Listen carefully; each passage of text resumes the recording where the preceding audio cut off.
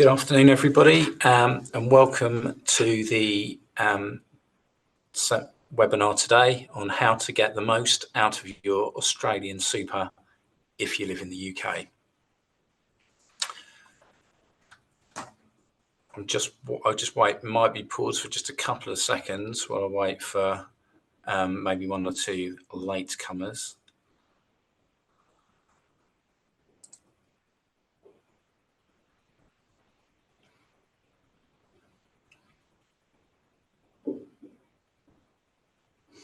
Okay, well, I'm going to now launch into today's webinar. So before I start, there's just one or two T's and C's to go through. The presentation is for information only, so please do not rely on this for advice. As you can imagine, there's one or two kind of legislation changes that happens, and most obvious one might be coming up in the next Australian budget, which will be imminent. So today's presenters, it's myself, Paul Davis. I'm Financial Planning Manager here in the UK. I've one of the founders of BDH Sterling. I've been in the UK financial services since 1991 and advising in the Anglo-Australian area since 2004. Joining me today is Paul Lawson-Tyers. He's a UK financial planner with over 30 years experience, and he too has had sort of many years, somewhere between 15 and 20 years working in the UK Australian advice space. So today's agenda, obviously we're going to be talking about how to get the most out of your Australian super, but we're also going to put that into some sort of context as well. So what we'll be running through is retirement income planning, some pension contribution strategies, the value of advice, reversing the direction, so for those moving between the UK and Australia, and a little bit about ourselves. And we're going to finish off with a question and answer section, which you will have you'll have on your screen, you'll have a box where you can add some questions too. I noticed there's at least one in there already. So yeah, please feel free to add questions or anything that comes up as you go along, and we'll be able to cover that at the end. So the first topic of today is retirement and income planning. And for that, I am going to hand over to Paul Lawson-Tyers. Good afternoon, everybody. Thanks for joining us today. So yeah, I'm going to take you through some retirement income planning strategies. So when we're talking about income planning, retirement income planning, we have to think about various different aspects of your situation in order to get to the point that we can provide advice to you. So first of all, when and where do you want to retire? Particularly important with this audience, as you know, is this part of this presentation is about Australian super. So where do you want to retire? Is it going to be in the UK? Is it going to be in Australia? And then once you've established that, when are you going to do it? You know, when do you want to retire? When might make sense for you to retire? That might come out as part of the planning in terms of setting a date at which you can retire comfortably.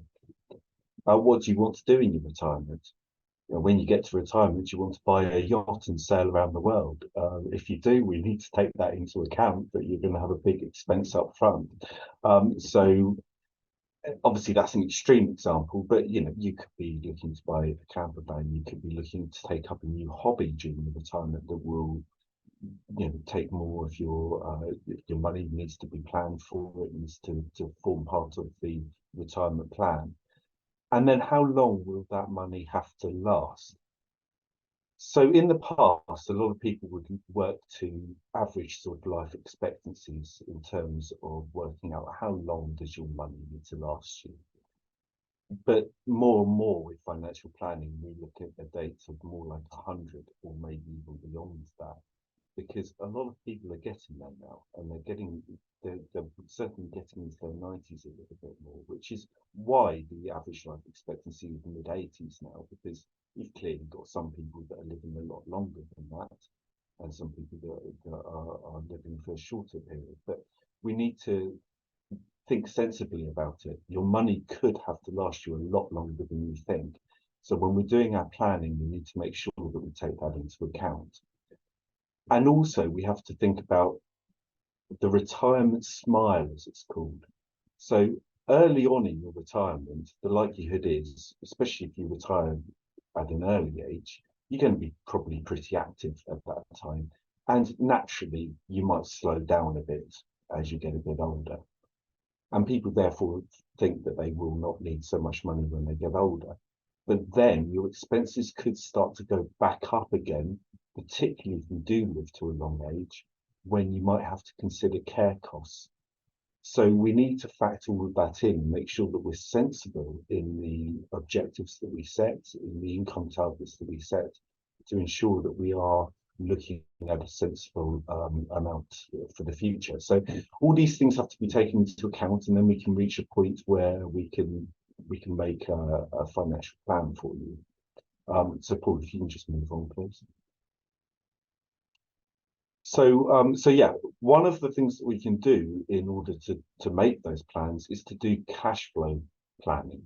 So what we would do is to take your situation, plug everything into a piece of software that will then project forward your financial position. You'll see on the next slide an example, or a couple of examples of what that might look like in terms of being able to establish what your asset position might be in the future, what your income position might be. So we need to look at, what's your current income, what's your current expenditure, how much is going into surplus that you can save over the years.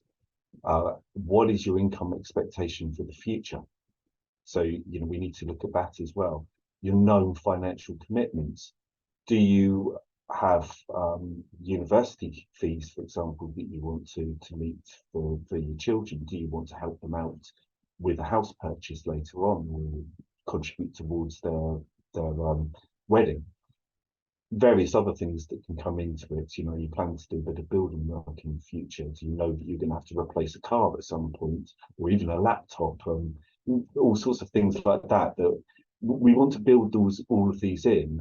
If you're moving back to Australia, moving costs, just build something into the cash flow modelling that means that it is more sensible, that it's more achievable, and that we're not over-egging what your future situation would look like, to make sure that it is as realistic as we can get. Obviously, realistic in the current plan.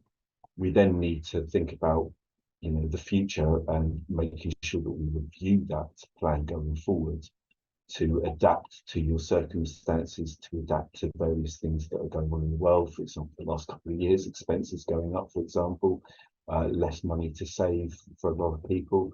So there's all sorts of things that we need to build in as we go over the years, as well as the initial plan.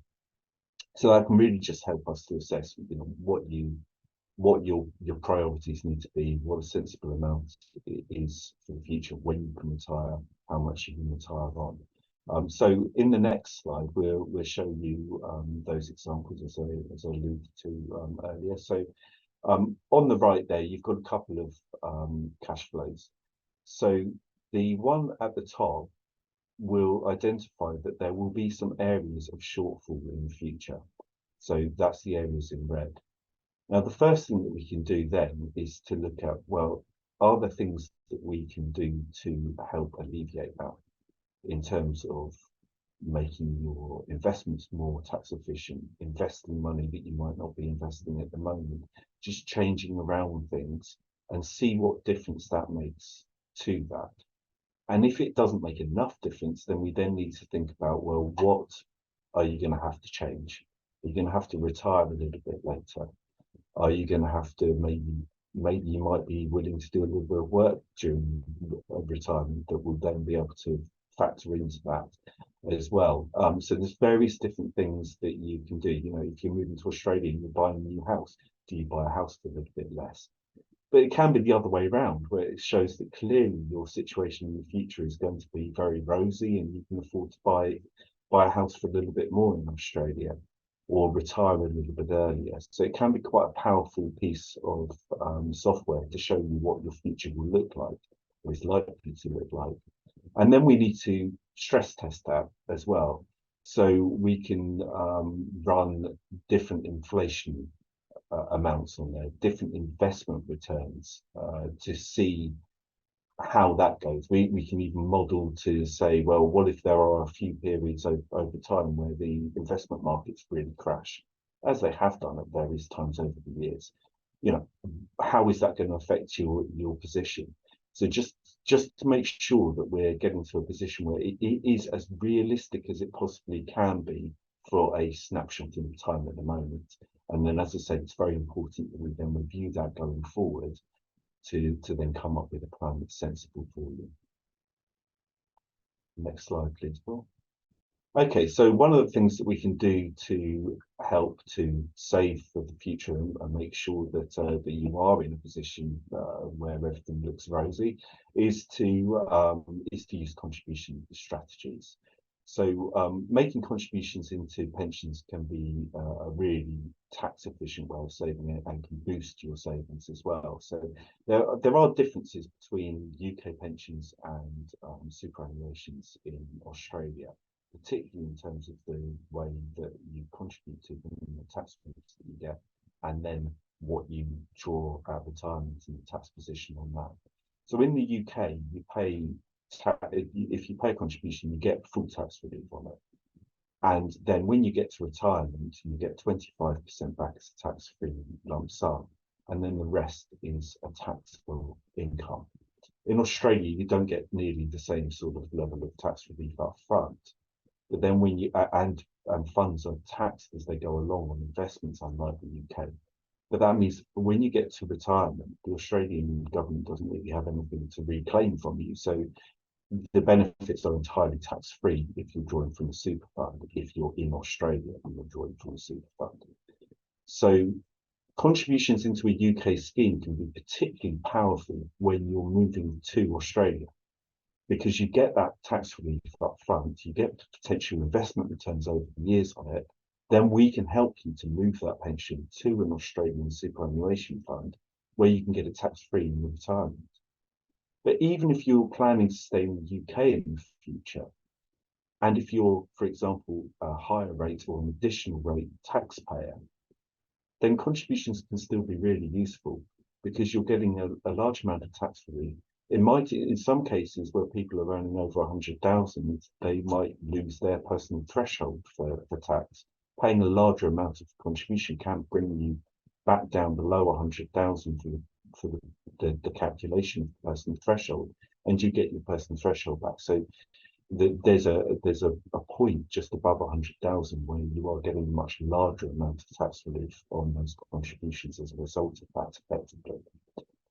But you pay those contributions, and if you're getting 45% or more tax relief up front, there's every chance that when you go into retirement, depending on your income expectations for your retirement, you could become a basic rate taxpayer in your retirement.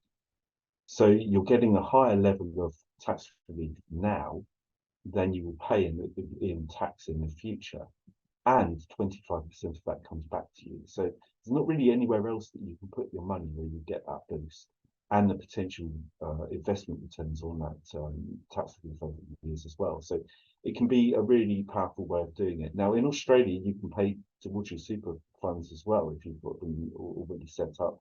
You can pay $110,000 a year into a super fund, and that's going up to 120 from July this year.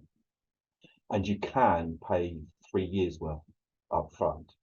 So you could pay, use the July figure, $360,000 into your pension, but you wouldn't then be able to contribute for another 3 years. The one thing that we need to think about if you do end up moving back to Australia and we're looking to transfer UK pensions go in under those same contribution limits. So we need to make sure that at that time you're not necessarily contributing other money to your super, but it can be a good way of you building up funds for your retirement in a very tax efficient way. So next slide, please, Paul. Okay, so when you get to retirement and we're looking at where you draw your income from, it may not be your pensions initially. And that sounds very counterintuitive to a lot of people that have been scribbling money away into their pensions over the years because that's what they're going to use to live on. But there can be other ways to generate your income. For example, you might have built up ISA savings over the years. And depending on what income amount you need, you could be using a combination of different things. So if you've got some investments, for example, that have some capital gains tax in them, you could use your capital gains tax allowance to draw a little bit from that without paying tax. You could draw some money from your ISAs. You could draw some of your lump sum from your pension because you don't have to take the whole 25% up front. You can take small amounts over the years. And then you take some income from the pension that's taxable, but within the tax-free threshold in the UK. So you end up with, actually, depending on where you're drawing the money from and what you've got in various different sources, you could draw quite a large amount without ending up paying tax on it. So pensions are not necessarily the place that you go to straight away. You need to look at the tax efficiencies of where you draw money from elsewhere. Next slide, please, Paul. And we need to look at the use of tax wrappers. So I explained about ISAs, using capital gains tax allowances or things that are subject to capital gains. We need to look at other different investment wrappers, particularly if you do plan to move back to Australia in the future. So a classic example of that, if you use the right one, is an offshore bond, because an offshore bond, if it is the right one, falls under a different type of tax in Australia. So once you've owned that bond for 10 years or longer, it becomes completely free from tax.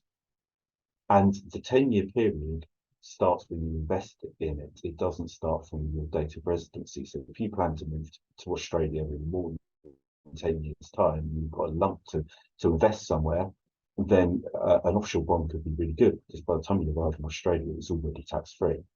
So we can look at that as well as contributing towards super, so that you could end up building up large amounts between your super and an offshore bond that are completely free from tax. But in the UK, you've got ISA allowances, you've got other things that we can use. That already talked about the contributions earlier, and getting the tax relief on them. So there's various different tax wrappers that we need to look at to build up the funds, and then where we draw them from in the future as well. So just planning all around that is very important, and that's what we can help you to do at BBH Sterling. So I think I'm handing back to you now, Paul, aren't I?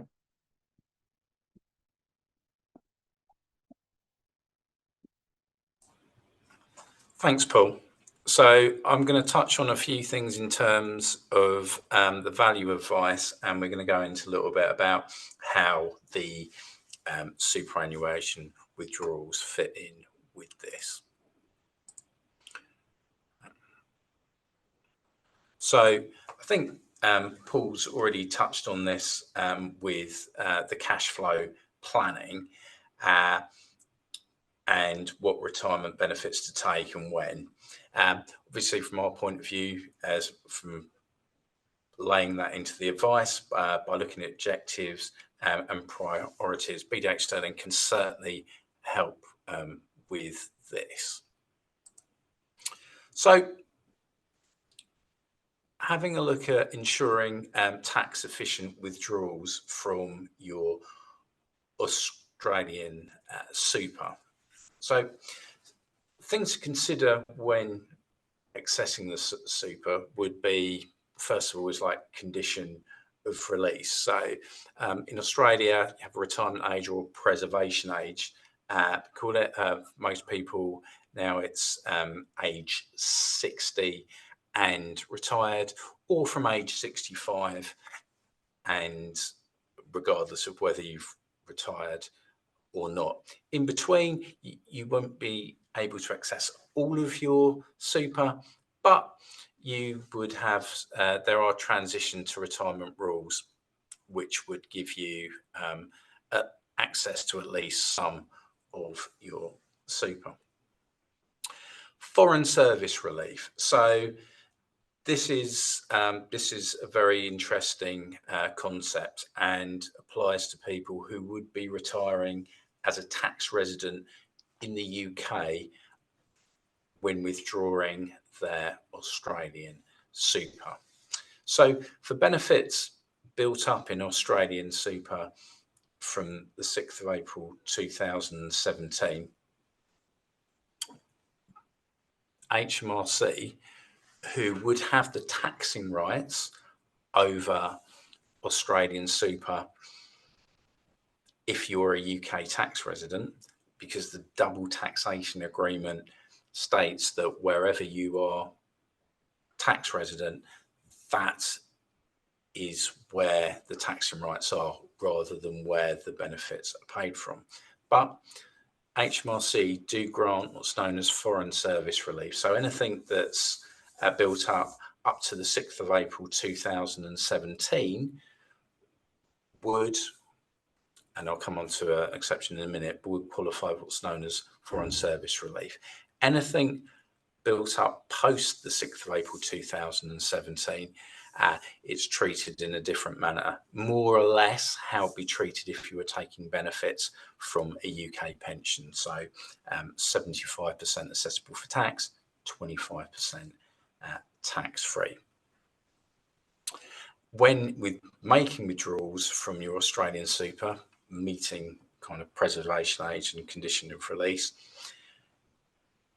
any element that comes out or any withdrawal comes out, whether it's a whole withdrawal or a series of regular withdrawals, there will be a taxable, non-taxable component.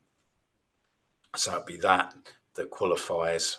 So for example, you couldn't take everything out and just say, oh, well, this is all pre-6th of April 2017. There would have to be a proportion for every withdrawal that's made. And that's something that BDH Sterling can help with the calculations on and put together a strategy of the most tax efficient way of taking your super. And again, going back onto Paul's point, taking into account retirement and cash flow planning. Little note at the bottom there, careful with the CUROPS rule. So if you have an Australian super that has had UK pensions transferred across into, it's a slightly different way of calculating how the benefits are taxed in the UK. So that's something that you would need advice on. Departing Australian superannuation payments. So I'm not going to dwell on this too much, but if you entered Australia on a temporary residence visa, you left Australia on a same temporary residence visa, then when it comes to withdrawing from your Australian super, you may be able to take that out at any time. There will be a taxable element to that in Australia, maybe also in the UK as well. But departing Australian superannuation payment is specifically for temporary residents because the Australian superannuation system did get quite loaded up with a lot of funds for people that go to Australia on working holiday visas and built up a minimal amount of super. So rather than keep that within the system, they allow people to withdraw it.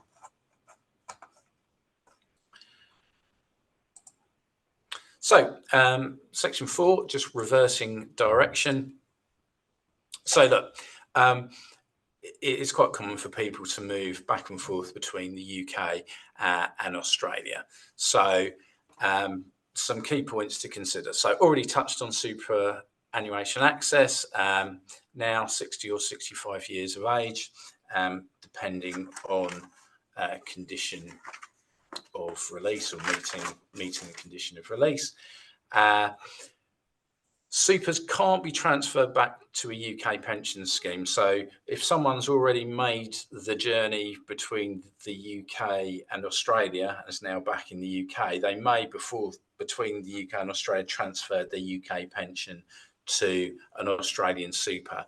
It's not transferable back in the other direction. So that's why you would need to speak to someone like ourselves to talk about kind of a withdrawal strategy once you meet condition of release.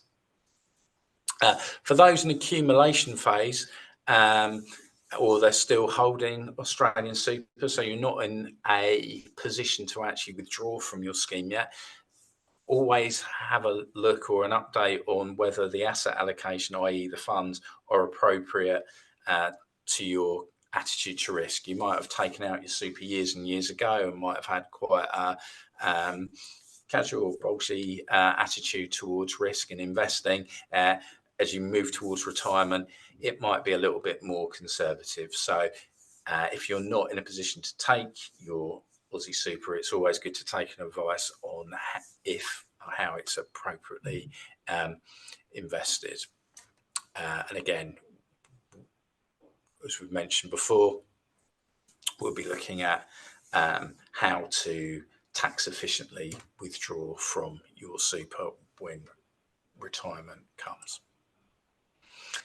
So in terms of reversing direction and looking at several assets, again, I'm not going to dwell too much on this topic, but if you are a UK tax resident, it may be after a period of time you'll be considered domiciled in the UK, which is very different from tax resident. What that affects is UK inheritance tax, and the effect on that is that if you're deemed to be domiciled in the UK at the point you pass away, it's your whole of your worldwide assets could be caught into the estate, not just that which you hold in the UK.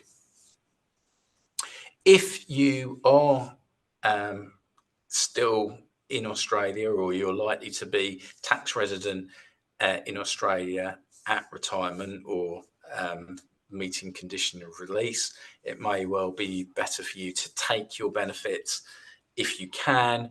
Again, provide advice around that before you come back to the UK from your super, because obviously in Australia, superannuation benefits when meeting condition release are tax-free, whereas if you move to the UK, there could well be a taxable element on that. So something to consider if you haven't made the move, or you might be spending some time in Australia as a tax resident before retirement.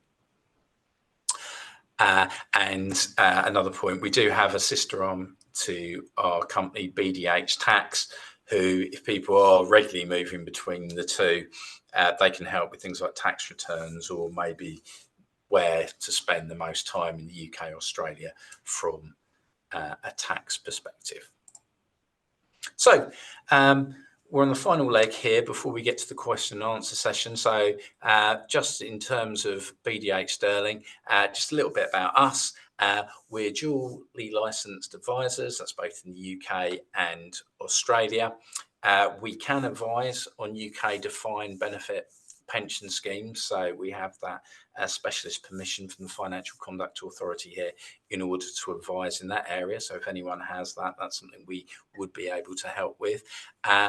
Advice can be provided under the one roof for Australia and the UK through our global offices, and we're able to provide advice in financial services such as Australian Super, which was obviously the main content of our talk today, tax advice through BDH Tax, who I mentioned earlier, and obviously retirement planning, which Paul touched on early on in the presentation.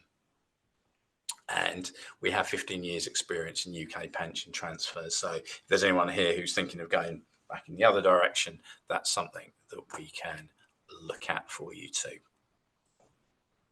And finally, how to get in touch with us. So after this presentation, if you have any inquiries or you want to learn a little bit more about our services, if you go through on our email address, inquiries@bdhsterling.com, we can speak a little bit more about that. So we come to section 6 then, our question and answer session. So Paul's come back to join me and help me out a little bit with that. And just kind of looking at some of our questions and answers, which I'm going to go through now. So first of all, I have a question. I've received a letter from Jim Harrer, HMRC, that if I receive a lump sum from an Australian pension fund, it will be taxable in Australia only. My accountant in Perth says this is incorrect. Should I revert the SMSF to accumulation only and pay zero tax on SMF withdrawals? So so the answer to that question is, and you might pick that up earlier on in the presentation, if you are a tax resident in the UK, then the taxing rights on withdrawals from super is with the UK. It's not as straightforward as you get taxed as you would do on a UK pension. As I said before, there are some component parts, including foreign service relief, and even post 6th of April 2017 built up funds, there is going to be a tax-free element on that as well. But nevertheless, the taxing rights are with HMRC. So that's something we can certainly advise on. The next question. If you take an Australian super as a lump sum upon retirement in the UK, will moving that money to the UK attract taxation, not an income stream, but a one-off transfer? So I think similar answer to what I've done before, that there will be, whether it's a lump sum withdrawal or a regular withdrawal, if you're a UK tax resident, when you make those super withdrawals, the double taxation agreement says the taxing rights are in the UK with HMRC, and there will be, each withdrawal, whether it's a lump sum or regular withdrawals, will have taxable parts, component parts, and non-taxable component parts.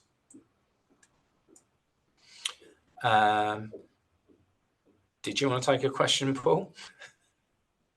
You're doing admirably at the moment, Paul. Thank you very much. I'm just worried about hearing the sound of my voice for too long. That's all.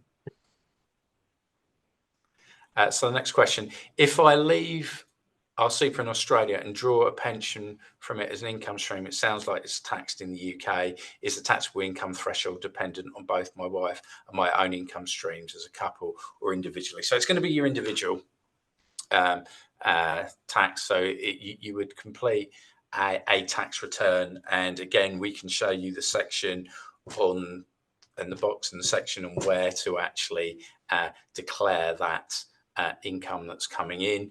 Again, there would be a question as to whether, and Paul touched on this earlier on in the presentation, what order you take your benefits in. So it may be that there are other things to draw on before you go to your Australian super. It may be your Australian super is the priority you take. It depends on the individual. It depends on the other sources of income in retirement. And yeah, will it be taxed in the UK? Well, it's a taxed, as I say, there is a taxable element, and there is an element that most likely won't be subject to tax. So again, we can have a look at that. Once we reach retirement age and going to stay in the UK, can you put your funds into an Australian bank account? So I presume you say funds into Australian bank account. That is coming from the Australian super and paying into Australian bank account. So the first point to make from a practical point of view, which we didn't really touch on, when you're having withdrawals made from your Australian super, most Australian schemes or some Australian super schemes will insist that you put your funds into an Australian bank account and or an account that accepts Aussie dollars. So the answer is yes, you can put your funds into Australian bank account, but from the UK HMRC perspective, you'd still be deemed to be in receipt of it. So it could be something that you would still need to declare. And again, your tax implications, and even putting forward a strategy to start off with as to when to take it, how much you need to take, the most tax efficient method of taking your super is something that we can help with. Okay. I think we've got some questions in the chat as well. The first, have you? Okay, do you want to jump into that? So the first of the questions we've already actually answered. It was also in the Q&A. The second question, I believe the law changed on the 4th of March 2017, and any super before that date is UK tax exempt. Is that correct? So Paul was talking about this in the presentation earlier. So that was an important date from the point of view of how the super will be taxed, but we still need to consider any growth element that you might have had on the fund and calculate the taxes as such. So we would still need to go through calculations to make sure that you fully understand your tax position on that and how it fits in with other income, other assets that you might have.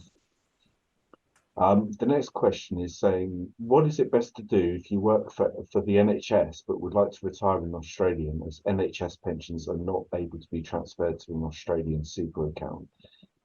Yes, we used to be able to transfer the NHS, but once we got flexible pensions in the UK, flexible withdrawals, the NHS and a number of other schemes like teachers, police, armed forces, etc., they can't be transferred now. So you can obviously you'll still be entitled to that benefit.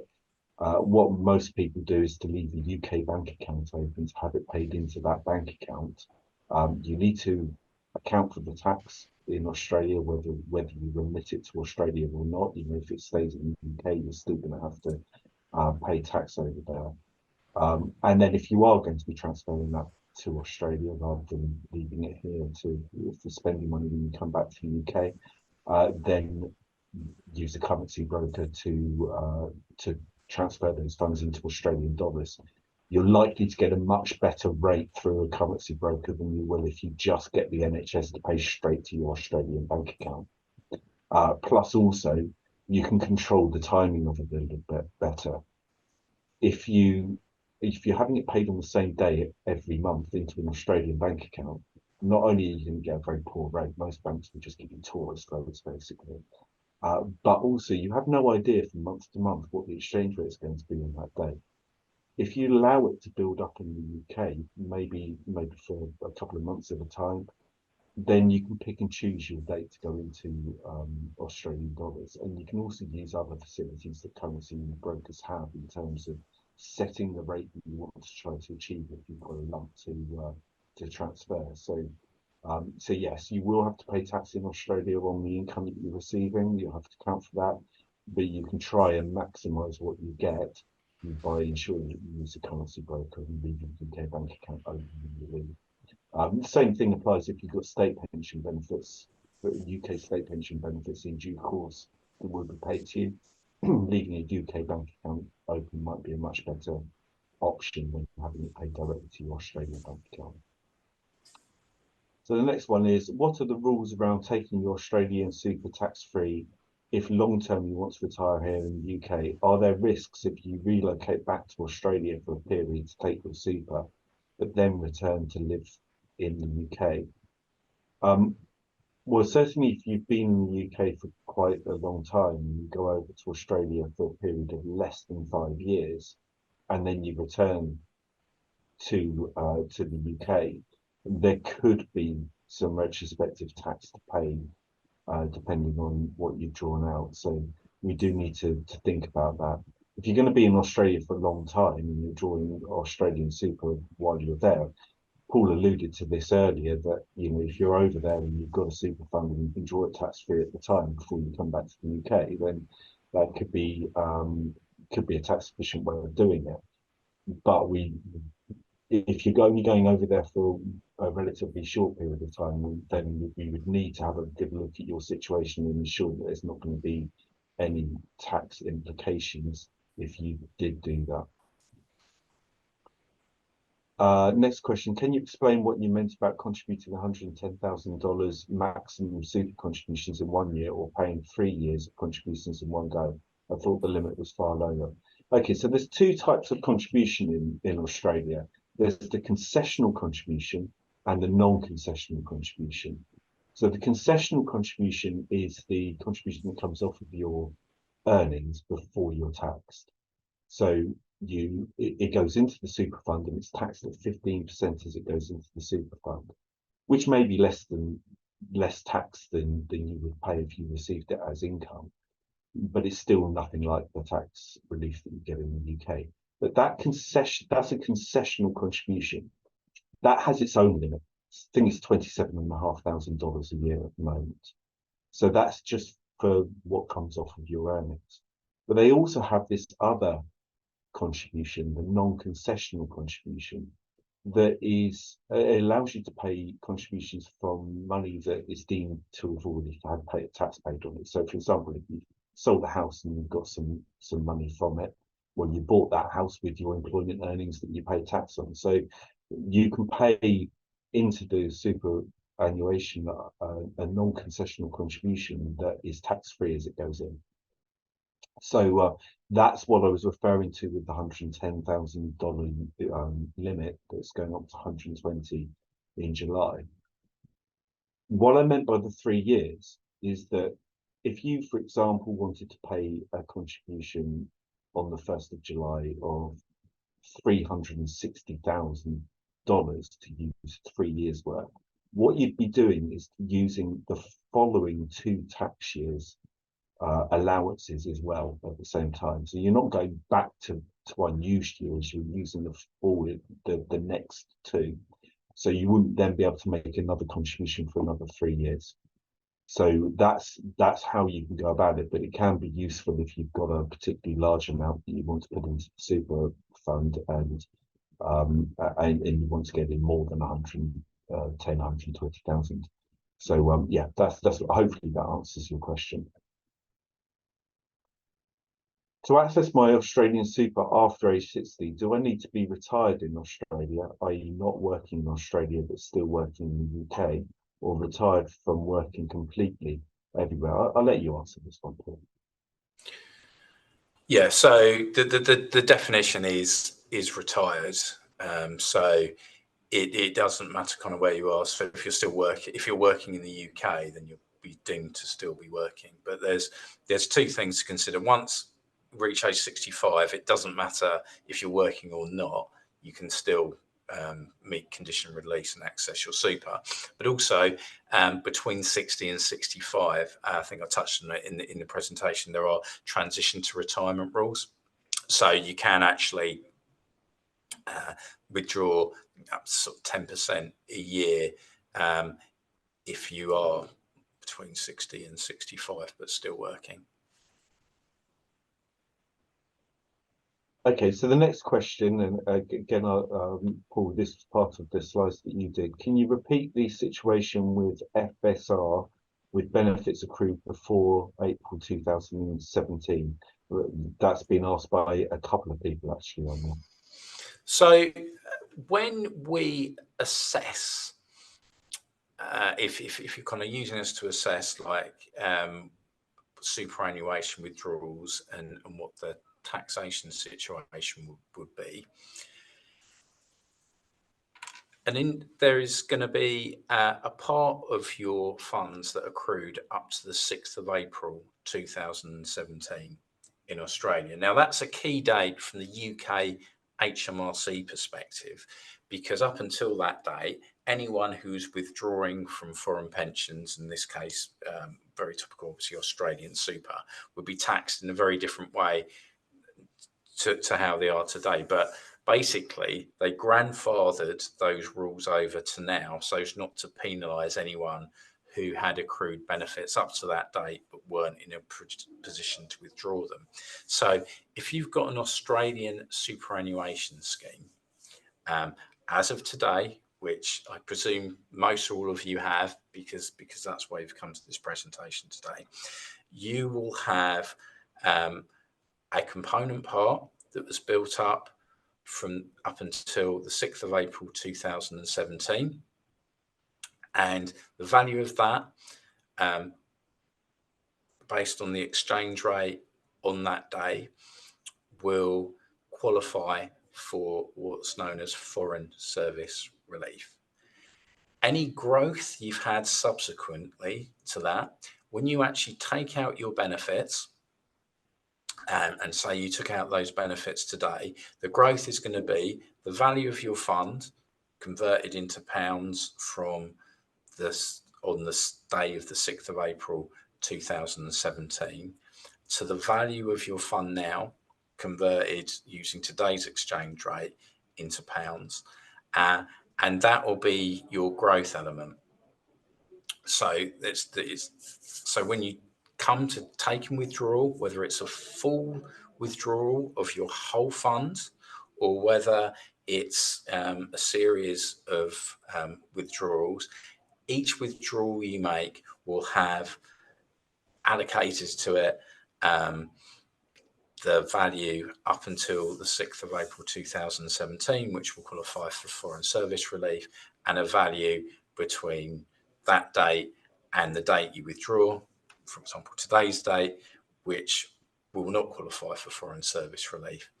And that element will still have a 25% tax-free amount, as you would do from a UK pension. But again, that's something we very much look at and do for people, is those kind of calculations, because it can be quite intricate. And it's very important that people don't overpay tax or underpay tax, and it gets caught up with them and catches up with them kind of at a later date. Okay, so the next question is it possible to transfer DB pension to a QROPS or similar, i.e. if moving back to Australia and if already retired and drawing it? So if you're drawing a defined benefit type scheme, final salary, career average, revalued earnings, something like that, and you're already drawing it, it's already in payment, then no, you can't transfer it to a QROPS. It will still remain in the UK. It will be the similar situation to the NHS one that I was talking about earlier, because you've already started drawing it.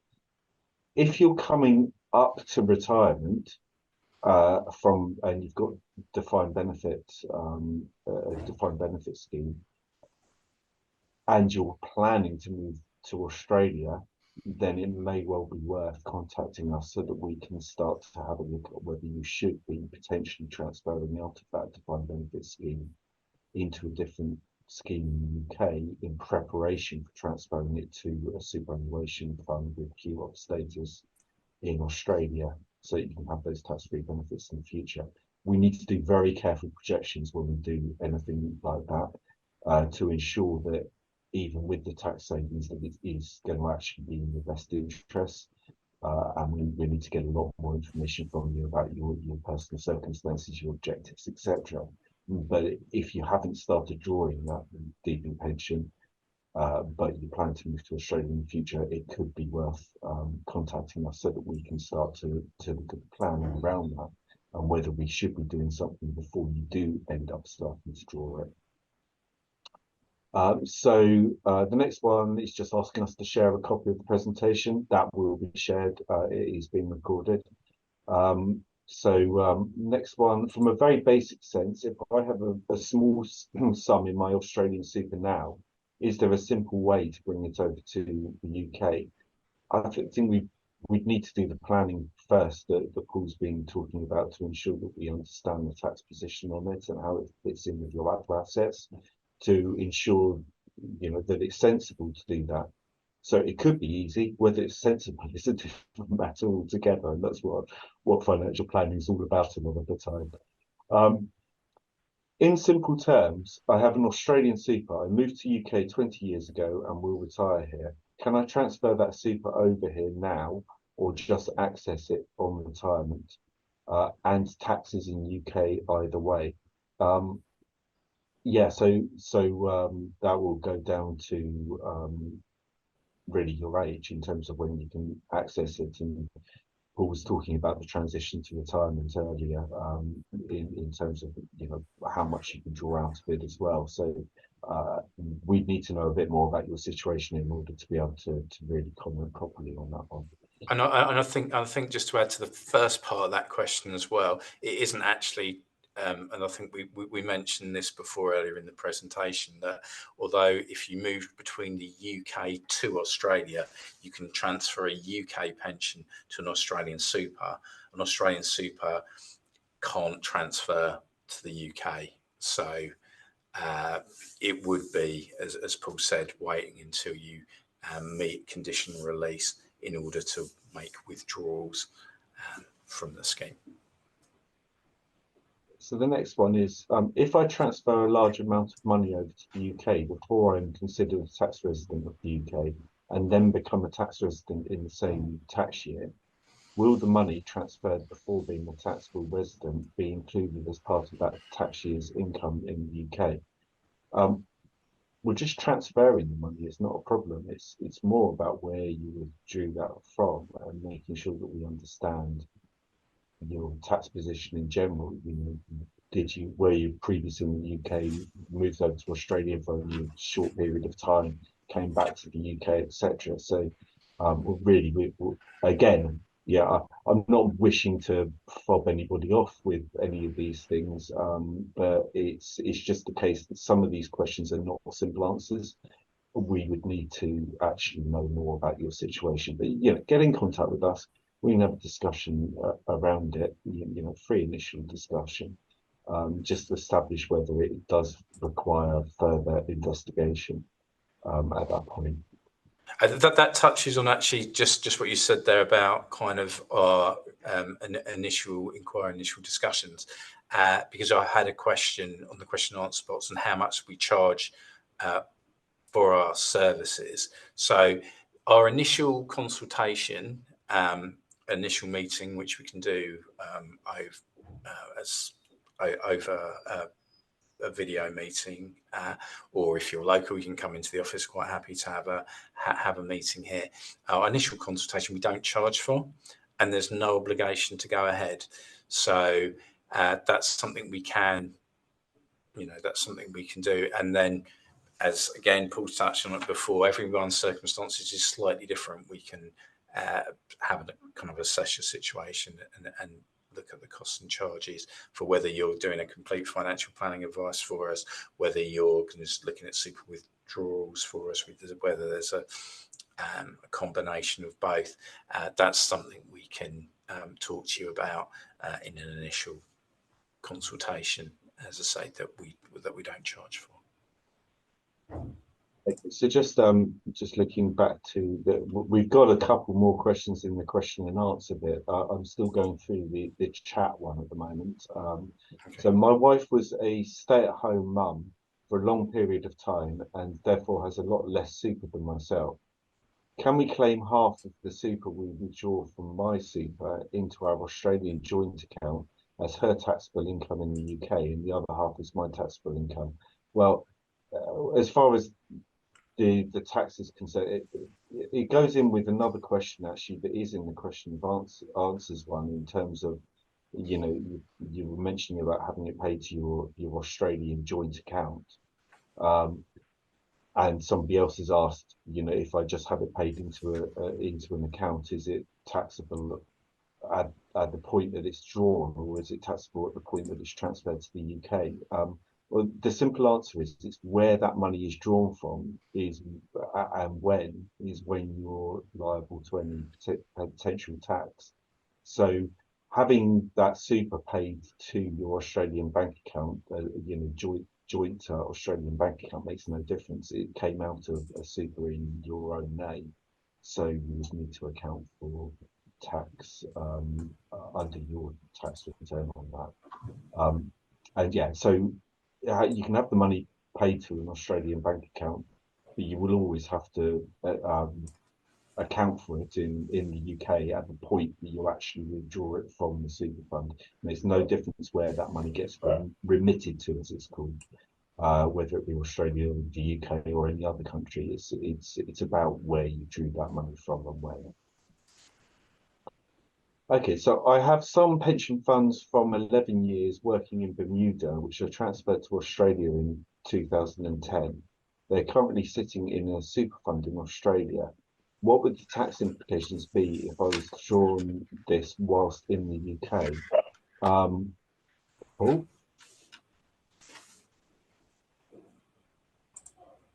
just it would be standard tax, wouldn't it? Yeah.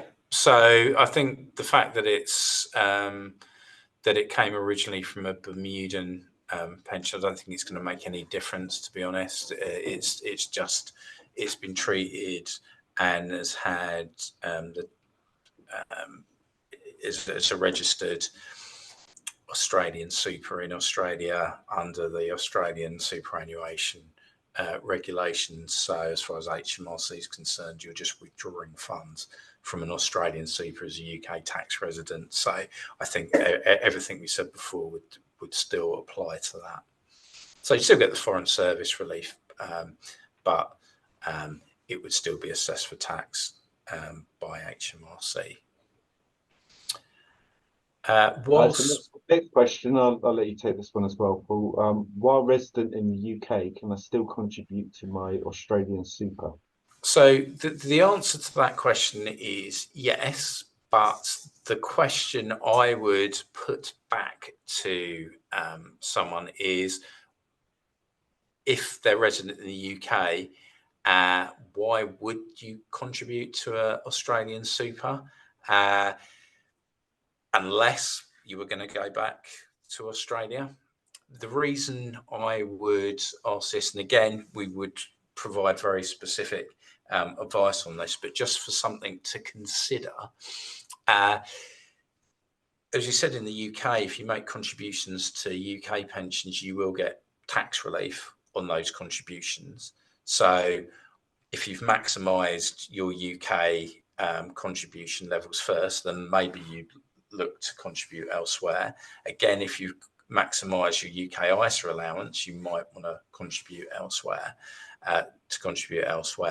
But whether super is the answer would all depend on where you're looking to be in retirement, because as we said before, contributing to an Australian super, you don't get tax relief on the way in.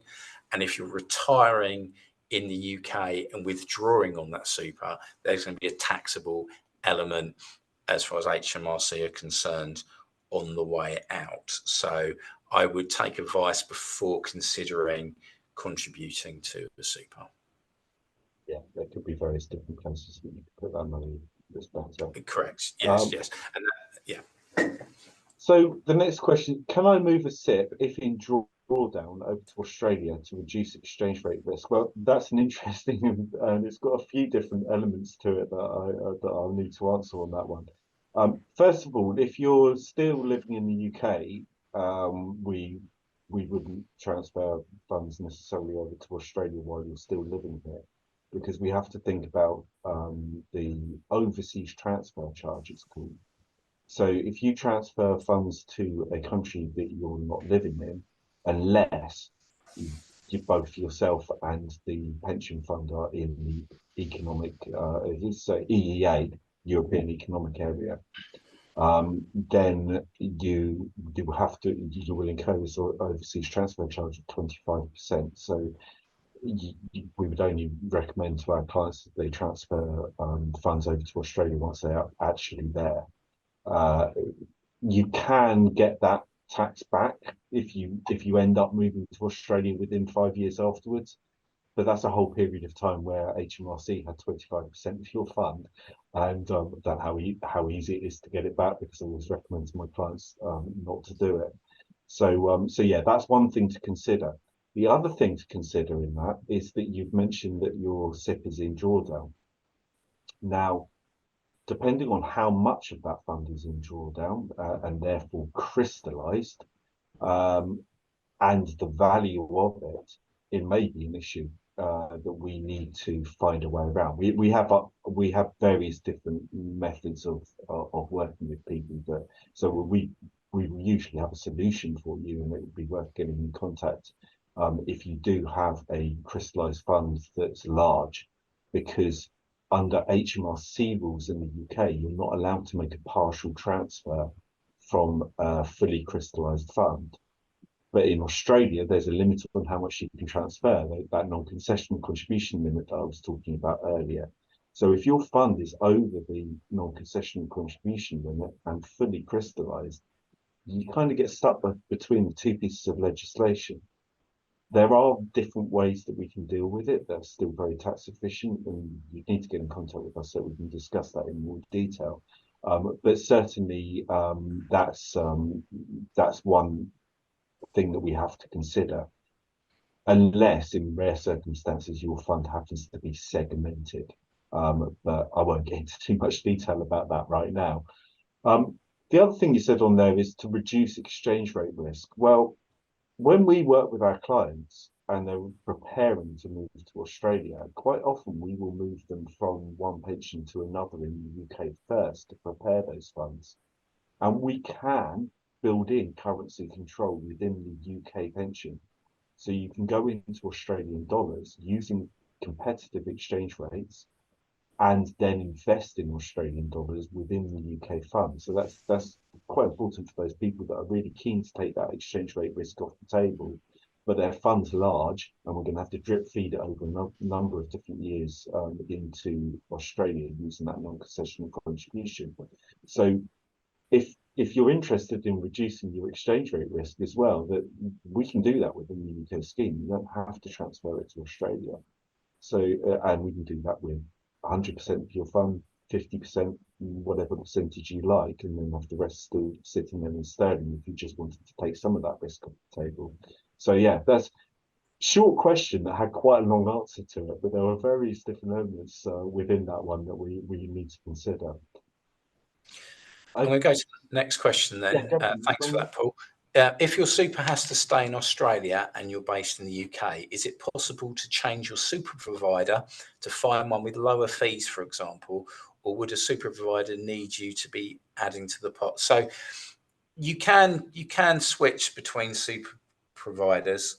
When we talk about transferring your Aussie super, you can't transfer it out of Australia into a UK scheme, but you can roll over between schemes. Now, there might be a limited choice based on those that would accept a non-Australian resident member, but the answer to that is yes, it is possible. You want to fill the next one as well, Paul?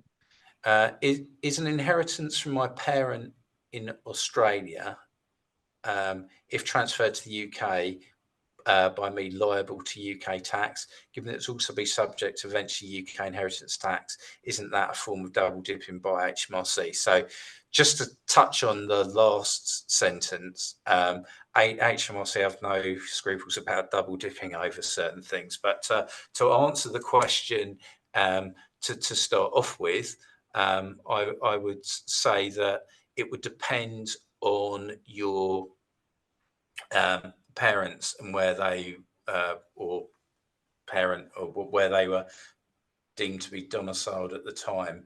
So if they're Australian, always been Australian, always lived in Australia, there is no inheritance tax in Australia, and HMRC wouldn't have a claim over the estate. Depending what the asset is that was liquidated, if it was like shares or properties or whatever it might be, there might be some capital gains, but if there's no claim over the estate by HMRC because the parent is domiciled in Australia, then inheritance tax wouldn't necessarily be an issue in that respect.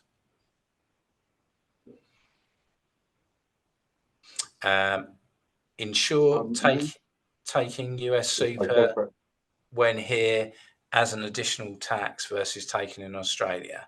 So yeah, I mean, I think if we're looking at people moving between the UK and Australia, if you move from the UK, just one way of thinking about it, just to get people's minds ticking over. If you move from the UK to Australia, a UK pension, and Paul covered it in the presentation, but UK pension build up with tax relief funds, tax-free growth. If you take a UK pension in the UK, 25% at tax-free, 75% would be accessible for tax at retirement. If you transfer those benefits over to Australia, then it's the Australian rules that apply. So if you take your money from an Australian scheme whilst Australian tax resident, then it's tax-free. If you're moving in the other direction, so you've built up an Australian scheme, you won't get the full tax benefits of a tax-free benefit that you would do if you were an Australian tax resident. And it seems harsh, but moving in one direction is slightly more tax efficient than moving in the other. And that's just the way, it's just the way the superannuation scheme works, the way the UK personal pension works, and the double taxation agreement between the UK and Australia. But the good news is if you do take your benefits from an Australian super whilst a UK tax resident, we can help you manage that in the most tax efficient manner. So it's not as straightforward as you're being taxed, as we said before, not as straightforward as if you're being taxed from a UK pension whilst a UK tax resident. But it is true, there will be a taxable element that wouldn't otherwise apply if you took your super as an Australian tax resident.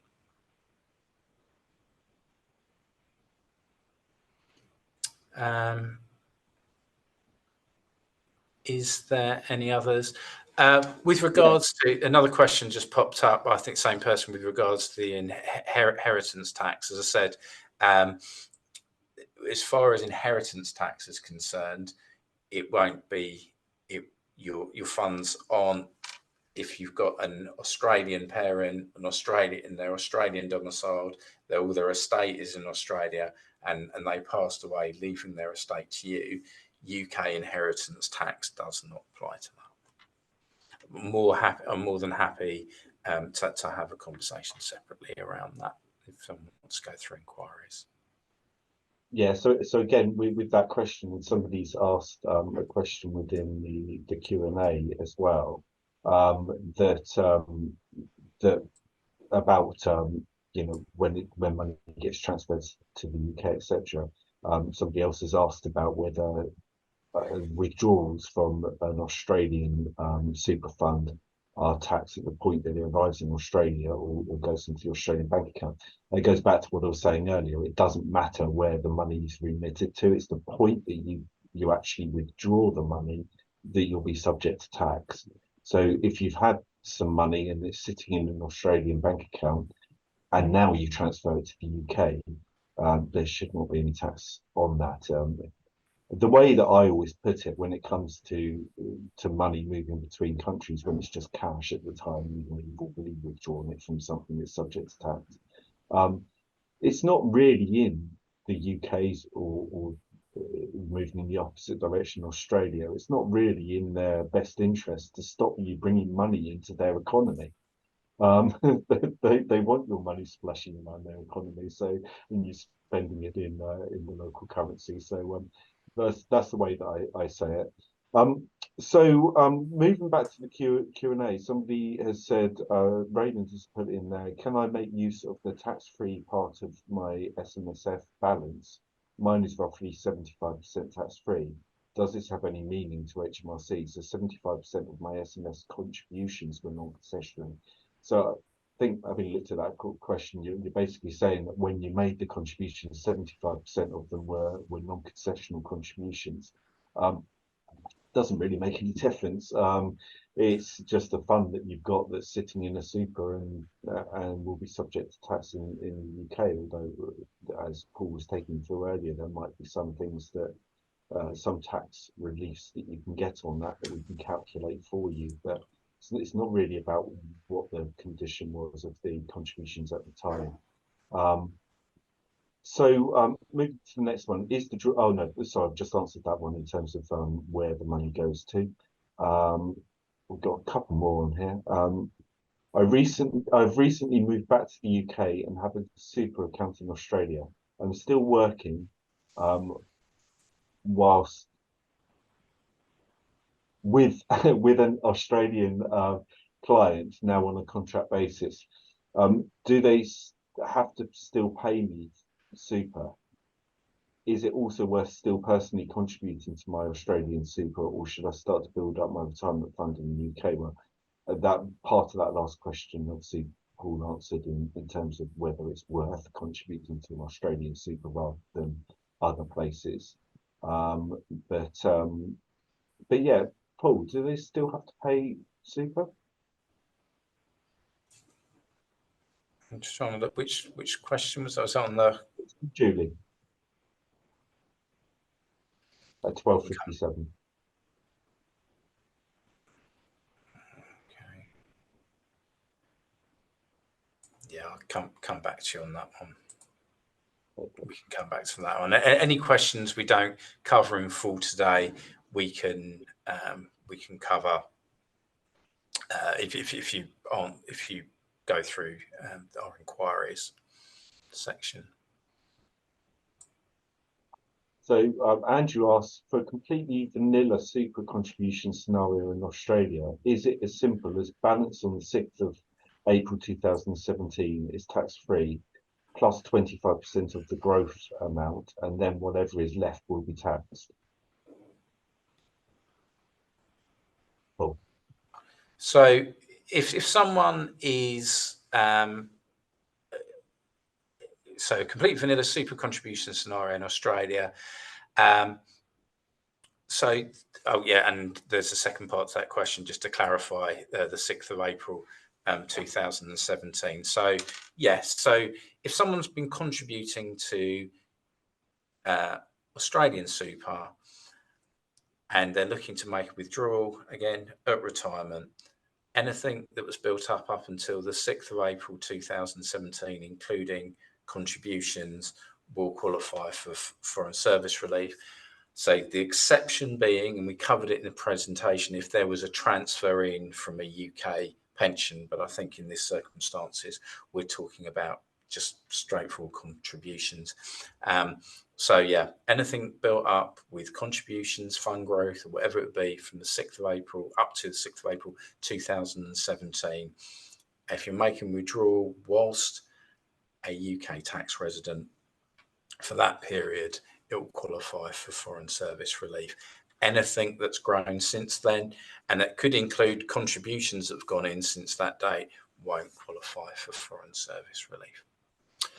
I think we've had plenty of questions today, and I'm really, really pleased about that. And plenty of our participants have stayed until the end, so really do appreciate that. I think now is probably the time to wrap up our question and answer session, but I'm more than happy to take questions, and including Julie's question.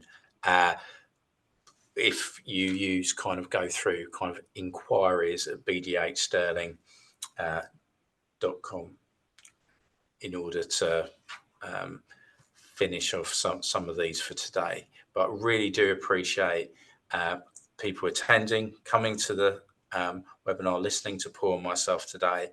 And the question and answer session has been really good. It gives us a good idea of what people are concerned with, the effectiveness of our presentation, and what we can maybe put together in the future in terms of presentations to see some of the questions that people are concerned with. So I really do appreciate guys attending today, and really looking forward to maybe having you on some of our future webinars.